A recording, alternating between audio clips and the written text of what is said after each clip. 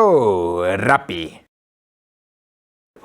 Our national power supplier has decided rolling blackouts are a good thing, so I need to film this quickly. Okay, so this past weekend at Heineken Cup and Curry Cup and Super Rugby and the URC. I don't know where to start. I was lying. I know where to start. Here. The weekend's games were basically all dead rubbers, with only the Welsh Shield being contested. On Friday, Cardiff did what was expected and put 44 points past Zebre. Not much to shout about, but at least Cardiff ended a 4-game losing streak. Time will only tell if Zebre has now entered into a new, long-lasting losing streak after ending theirs last weekend against the Dragons. The only other game of the weekend was the upwardly mobile Ospreys versus the stationary Dragons. In the Ospreys team, I can recognize 11 Welsh internationals without even looking them up. For the Dragons, I recognize Basham, and only Basham. The final score reflected this lopsided star power, and the Ospreys put 50 points past the Dragons. They did leak 30 points though, which is very naughty. And that was it for the URC this past weekend, and only 2 games need to be played, and then all the teams will be on 17 matches. I never thought we'd see the day. I'm very glad we have though. After a week of happily listening to the Aussies being pleased with the way Super Rugby was going, things have quieted down a smidge after this past weekend. The only people not happy about the Aussies being happy were the New Zealanders, and it showed in this weekend's matches. What else would you expect from New Zealand teams though? They do not like being told they are going backwards. So far, the Brumbies are carrying the torch, as always, and I think the Reds could have caused some trouble if not for everyone and their dog being injured. The Waratahs are adding some respect to their name though. It's good to see. Even now though, I still have my money on the Crusaders. I have been hurt too many times. We now come to the little matter called the Champions Cup.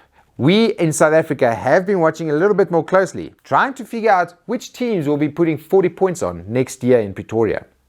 The first match saw Munster host Toulouse in, and bear with me, Munster's arch-rival Leinster's home stadium. Weird, right? As with most problems in the world, blame an Ed Sheeran concert. Munster's fans came out in full force though, and all 40,000-ish of them could watch their team match the stacked Toulouse team blow for blow. So blow for blow that the game was still drawn after extra time. A very rare penalty shootout was needed, and Munster's kickers were just a little unluckier than Toulouse's. My URC buddies got knocked out of the competition. Womp womp. At almost the same time, for some reason, La Rochelle hosted Montpellier. I couldn't watch any of the match, but by all accounts, La Rochelle deserved the win. Montpellier were just missing the services of Willemse and Reinach, and La Rochelle were enjoying the services of Roel and Leitz, in my non-biased opinion. The URC's only hope after Munster's demise is Leinster. Unpleasant. They had to deal with a fire-breathing Leicester at their home ground. I thought Leicester would put up more resistance, but I guess this Leinster side could take on most national teams and win. Leinster now get to take on the French national side in Toulouse. Lastly, Sale somehow found themselves in Paris playing Racing 92. How? Also, how was Sale matching racing for most of the first half? The second half came around and things made more sense. A Racing putting away Sale with tries that are almost criminal in their construction. To reiterate, Leinster now take on Toulouse at home and Racing get to host La Rochelle in Paris. I'm calling a Leinster Racing 92 final. Toulouse will just be too tired and La Rochelle is a mystery to me. And finally, the news. And I'm just going to have to blow off a little steam here. My Lions team are being picked apart like a carcass in the sun. Right now, there are rumors and confirmations of the following players leaving. Rumor has it Carlos Sardi, the monster prop, is going to the Sharks. Confirmed is Vincent Tutuka, the monster flanker, going to the Sharks. Another rumor is Wandisile Semelani, the amazing outside centre. He might be off to the Bulls. And finally confirmed for the Wasps, Birger Odendaal, the amazing inside centre. These players were all in their prime or are entering their prime, and they all have a few seasons under the belt. You know, they could be a leadership group you could build a team around.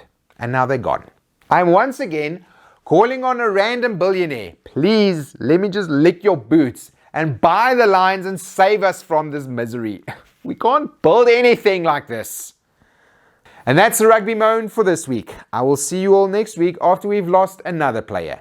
I'm sorry, I'll stop now. Have a good week. Bye.